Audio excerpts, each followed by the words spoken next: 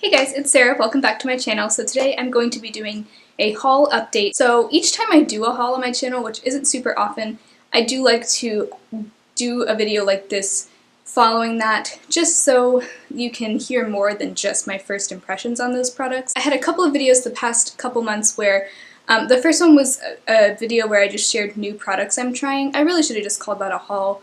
I don't know why I didn't.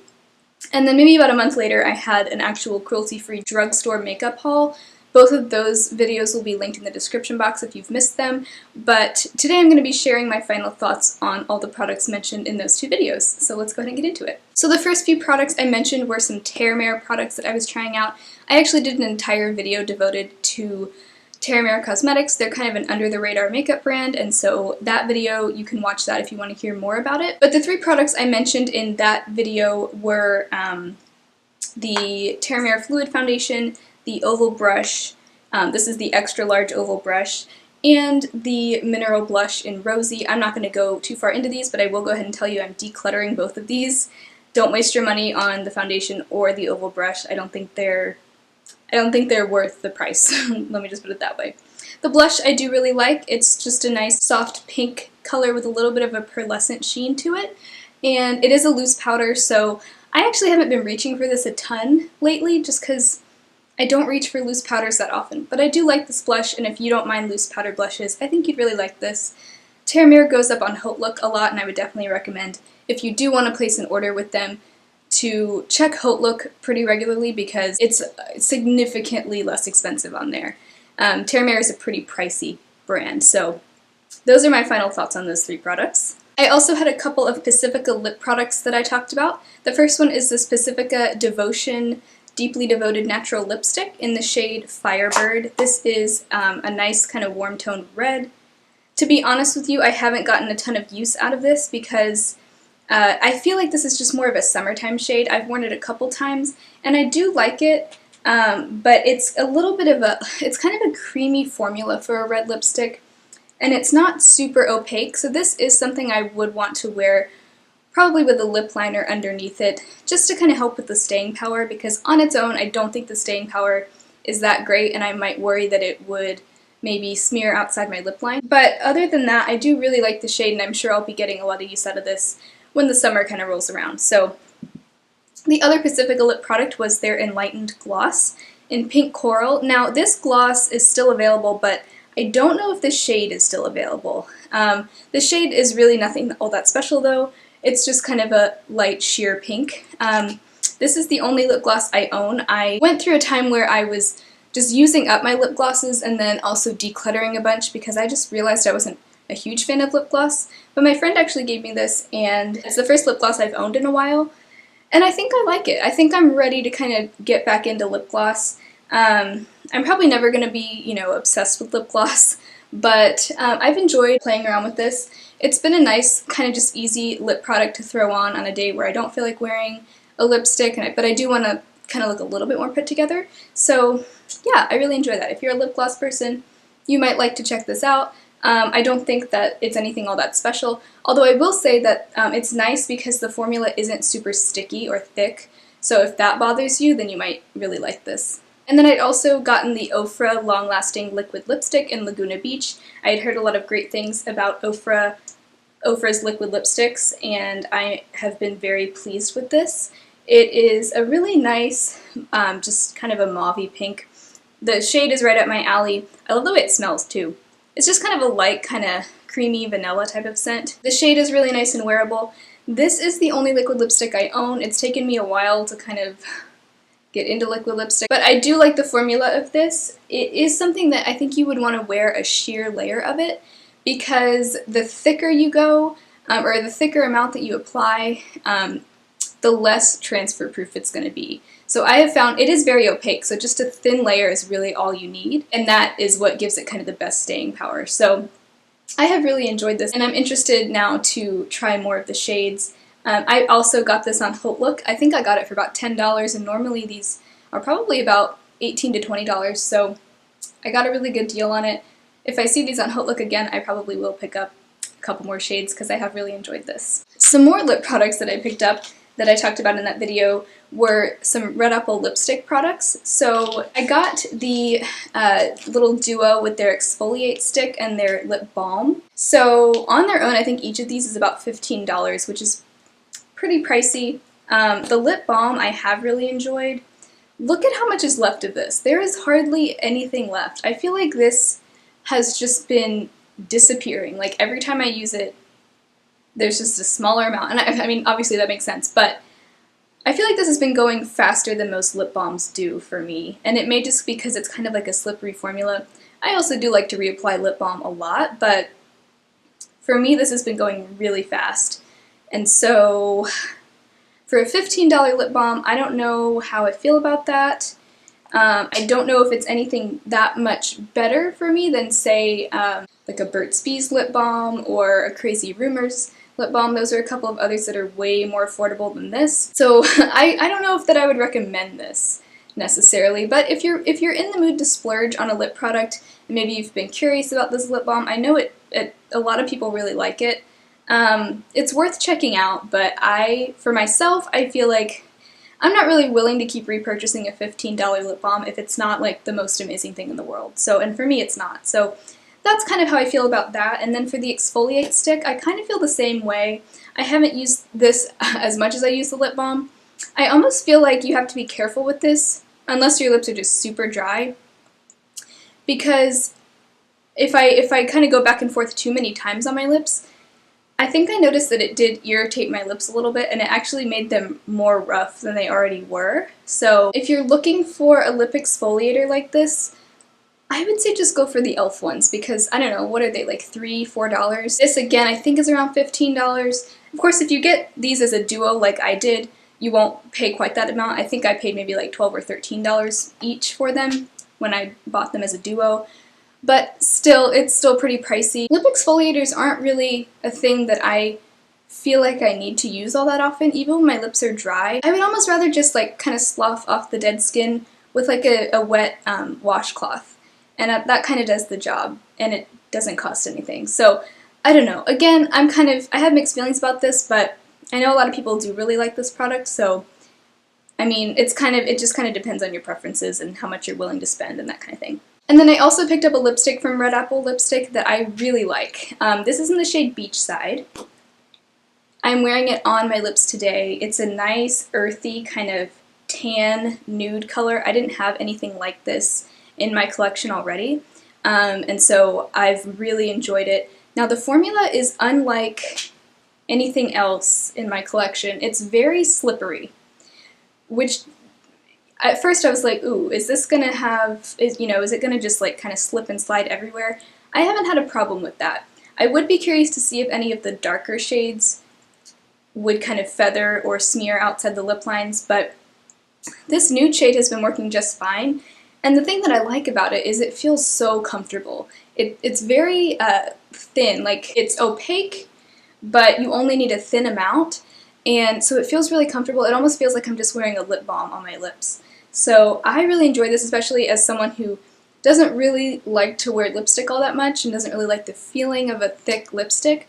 This just feels really comfortable. So if you have not checked out any of the Red Apple lipstick products, I would say between the balm and the exfoliate stick and the actual lipstick, maybe try out the lipstick. Personally, I've enjoyed this the most. These two I've been kind of on the fence about, but I have really been enjoying this lipstick, and I do want to try even more shades, especially darker shades. If you've tried any of the darker shades of Red Apple Lipstick, let me know, because I'm really curious to hear about how those are in terms of staying power. Next product is the Flower Beauty Sponge. You can see I've been using it because it's dirty. This I do really like. Now, I am not someone who uses a sponge like this every day.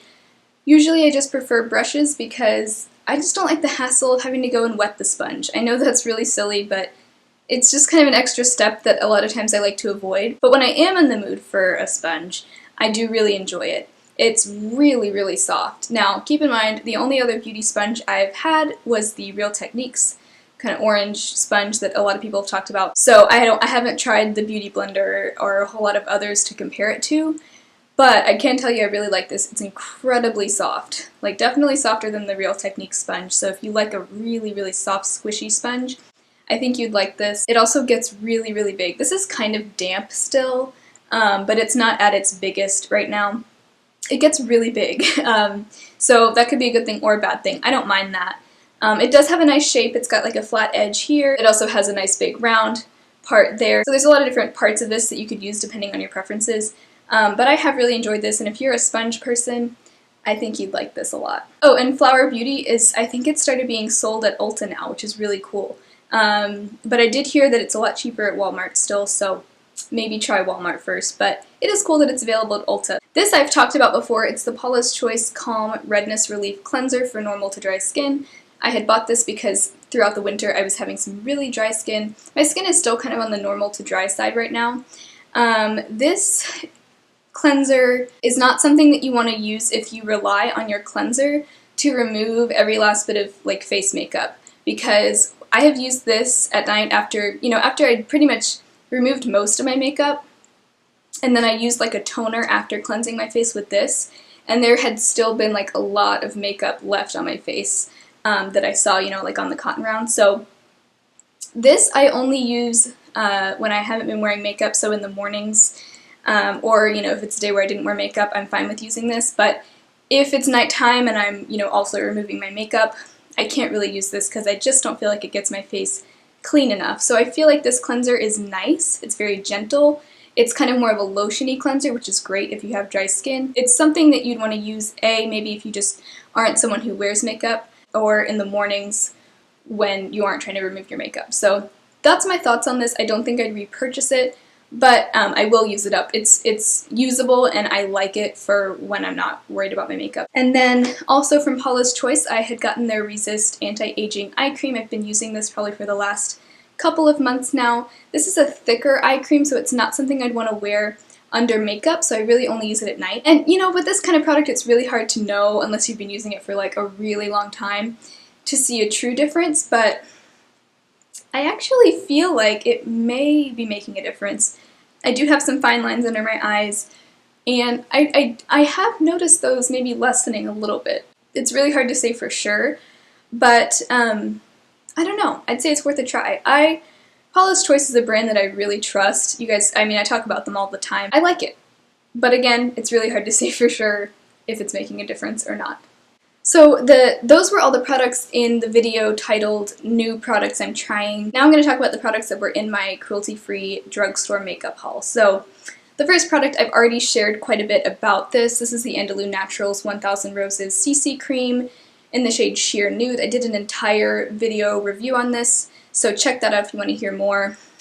Long story short, I'm decluttering it because it looks crazy orange on me. It oxidizes really badly, and so it's just not for me. Aside from the oxidizing, I did really like the formula though. I also got a few of the new Wet n Wild shadows, or the reformulated Wet n Wild shadows. So the first one I picked up is the Wet n Wild Walking on Eggshells Quad. It used to be a trio. I liked the trio back in the day so much that I used it up, and so I can tell you for sure I do really like this one just as much as I like the other one, but it's even better because it has a matte transition shade. And I just feel like the quality is just as good as, if not better than, the original. So if you are just looking for a nice, like, everyday neutral eyeshadow palette that you can just keep in your makeup bag, it doesn't take up much space, it's really just trustworthy for an everyday look or for a work-appropriate makeup look, I highly recommend this. It's just so useful. I brought this recently when I was traveling, and this is the only eyeshadow I brought, and it was all I needed. So I can't say enough good things about this. I also got a couple of the Wet n Wild singles. These are their little 99-cent singles. The first one is in the shade Nutty. This shade has been around for a while, but this is the new packaging and the new formulation. I hadn't tried the original, but I've only used it a couple times to be honest, but I can tell you the quality is pretty much on par with the Walking on Eggshells Quad. And this is a great shade for like a one shadow look because it's just a nice mid-tone shade, very wearable again, and it's a little bit shimmery, so it'll look shimmery on the lid, but then when you blend it into the crease, it'll create like a nice shadow effect. So great one shadow look shade if you want something super basic like this. I don't think you can go wrong with it. And it's 99 cents. Now, one that I'm not crazy about, this is one of their glitter singles is what they call it, at least on their website. The Cream Shadow in Nudecomer. This looks a lot different to me than their other glitter singles that are basically like a clear gel with glitter suspended in them. This is a little bit more kind of like a metallic shade. It's gorgeous. It's really just like a super, super metallic rose gold. And I'm all about rose gold, so I was very excited to try this, but unfortunately it does crease no matter what you do. I wear it over a primer, I set it with another like powder shadow, and it still does crease a little bit. When I do wear it over a primer and I set it with a powder shadow, it definitely does wear better than if I didn't do both of those things. But I think if you're just not prone to your eyeshadows creasing, then it's worth a try. But if you have super oily lids, I would not recommend this one. But again, it's only 99 cents, so if you like the shade, it's definitely worth checking out, especially if you're not looking for something super long wearing. But it's probably not something I'm going to be reaching for all that often. The last Wet n Wild product I had purchased was the Wet n Wild Mega Liner in the shade Voltage Blue. This is really nice. If you are into really colorful eyeliners, then go for it. It's very opaque. It dries down looking pretty matte. It's actually not a brush tip though, it's a felt tip, so you'll have to decide if that's something that you would like. Of course, it's such a crazy bright color that it's not something I'm going to be reaching for super often, but when I do want to play with color, this is a great product and I recommend it. The next product is the e.l.f. Mineral Infused Mascara. This I've been using quite a bit over the last couple months, or maybe it's only been a month, but either way, I've used it pretty much every single day for the last at least a month, and I like it. It's okay. It has good staying power. I don't notice any flaking or smudging with it. It does a lot for me in the way of like length and separation, but not so much volume. So you kind of have to think about what it is that you look for in a mascara. Mascara is one of those things that is so personal. Like, we all have such different preferences. Like, for me, I don't curl my lashes, so I don't care if a mascara holds a curl, but I do like to have a really like dramatic, almost fluffy effect on my lashes. And I do like a lot of length, of course. I also hate when mascaras smudge or flake, so overall it's been good. It's very inexpensive, so I think it's worth a try, but again, just know that, I mean, we all have such different preferences that it's really hard for me to say, you know, everyone's gonna love this, because I think it's pretty good. I would give it like 4 out of 5 stars. But I'm still looking for like my 5-star mascara that's just like better than all the rest, and I haven't found one yet, so still on the hunt, but this isn't bad. Next product was the Pacifica Blushes Coconut and Rose Infused Cheek Color in the shade Wild Rose. I do really like this blush. It's kind of like a bronzy rose. It's a little bit shimmery. If you have a deeper skin tone, I think this would look absolutely gorgeous on you. I, of course, have fair skin, and I still like the way it looks on me, so I've enjoyed it quite a bit. I've used it a lot. I still haven't tried a ton of Pacifica products, especially in the makeup department, but I do really, really enjoy this. I also had mentioned a few brushes. This was the Milani Jet Set Eye Brush Trio, and I really like these. It comes with a kind of a wide shader brush, a really nice big fluffy crease brush, and then a smaller crease brush, and I can tell you that the quality on these is great. I've washed them, I think, at least twice, and I haven't noticed any shedding. They're super soft, and if you're kind of looking for a nice basic brush set, I think you could do a full eye look with just these. Okay, this is a lot to talk about, but we are almost done. So the last couple products, I had 2 skincare products and then also a hair care product. So one of the skincare products was the Trader Joe's Enrich Moisturizing Face Lotion. This has broad spectrum SPF 15. I really like this lotion, except for the fact that the SPF is only 15. I wish it would be like 30 at least. So that's such a bummer, because it's a really great, like, solid, everyday, like, moisturizer for my face. It's inexpensive. I can pick it up at Trader Joe's, which I really like. It has a nice, really light scent, nothing strong. Almost like an almondy scent. I like it. I just wish the SPF was higher. But other than that, I do really, really like it. The other Trader Joe's skincare product I got was the Nourish All-in-One Face Cleanser. It's a little liquidy, and so almost every time I use this, it runs into my mouth. and I have never had that problem with the face cleanser before. And it's not that liquidy, like, it's a gel, you know, but it gets in my mouth. That's like the one thing. Other than that though, it does a good job cleaning my skin. It's gentle, it's fragrance free. Aside from the fact that it gets in my mouth, I like it. But I don't know if I'd repurchase it, because it's nothing super special, but it does, you know, it does what I need it to do, so. The last product I purchased and mentioned in that haul video was the Mineral Fusion Beach Hair Texture Spray. Unfortunately, I have not used this a ton, so I don't feel like I can tell you a lot about it. Well, I mean, looking at it, I have used a decent amount of product, but I would say that it has done a good job just kind of adding a little bit of texture to my hair, which is what it's meant for.